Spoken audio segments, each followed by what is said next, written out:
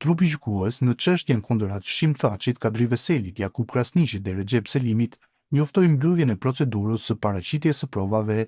Sipas një njoftimi nga zyra e prokurorit special, trupi gjykues ka urdhëruar që dosjet gjyqësore përfundimtare dhe deklaratat përmbylluese duhet të dorëzohen deri më 19 janar 2026.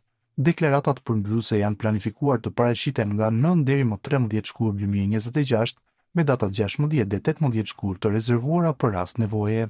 Para këtij takimi, trupi gjykues hodhi poshtë kërkesën e ZPS-s për paraqitjen e kundër provave, duke konstatuar se nuk ishin plotësuar kushtet për pranimin e tyre. Po ashtu u refuzua kërkesa e mbrojtjes për apelimin e vendimit të mëparshëm që kishte refuzuar procedurën e veçantë për përcaktimin e dënimit, duke konfirmuar se çdo përcaktim eventual i dënimit do të shqyrtohet në akt gjykim. Hashim Thaçi, Kadri Veseli, Jakub Krasniqi dhe Recep Selimi do të kenë mundësinë të mbrojnë pozicionin e tyre për herë të fundit në sallën e gjyqit, duke thënë fjalën e tyre përfundimtare. Secili prej tyre do të ketë në dispozicion 20 minuta. Trupi gjykues përkujton se deklaratat politike ose vërejtjet fyese ndaj palëve, pjesëmarrësve, dëshmitarëve apo viktimave nuk do të lejohen dhe nuk do të tolerohen, thuhet ndër të tjera në vendim.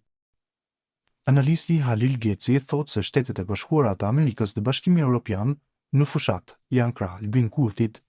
Geci, përmes një shkrimi në Facebook, shkruan se perëndimin ndryshon qasje në kulmin e fushatës dhe kjo sipas tij jep fund iluzioneve për tolerim ndaj lojrave të blyfishta të Beogradit. SBA dhe BE në fushat krah Kurtit, mesazh i qartë politik për Serbinë, opozitën dhe rajonin. Perëndimin ndryshon qasje në kulmin e fushatës duke i dhënë fund iluzioneve për tolerim ndaj lojrave të blyfishta të Beogradit. Nuk është as pak rastësi që në kulmin e fushatës zgjedhore, Bashkimi Evropian heq sanksionet ndaj Kosovës, ndërsa Shtetet e Bashkuara e fusin vendin në ombrellën e tyre të sigurisë. Këto veprime përbëjnë një sinjal të fortë politik. Perëndimi ka zgjedhur qartë anën e tij.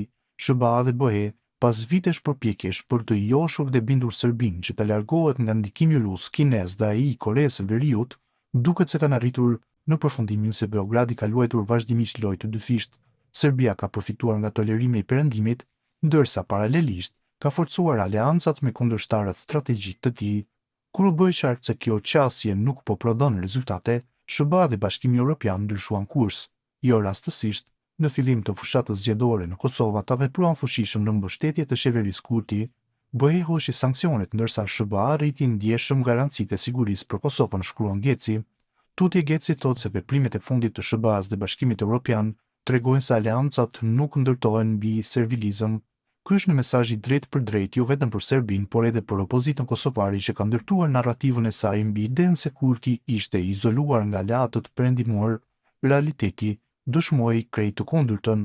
Në gjuhën politike, kjo do të thotë se perëndimi i ka thënë Serbisë, loja mbaroi, ndërsa Albin Kurti i është dhënë sinjali se qëndrueshmëria dhe moslëkundja ndaj presioneve kanë qenë strategji e drejtë, edhe pse e vështirë.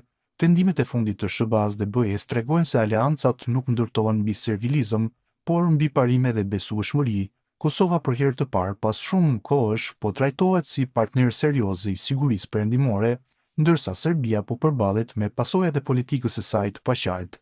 Kjo është një kthesë e madhe politike në rajon dhe një goditje e fortë për të gjithë ata që ndërtuan strategjitë e tyre mbi gabimet në leximin e perëndimit, përfundon Geci.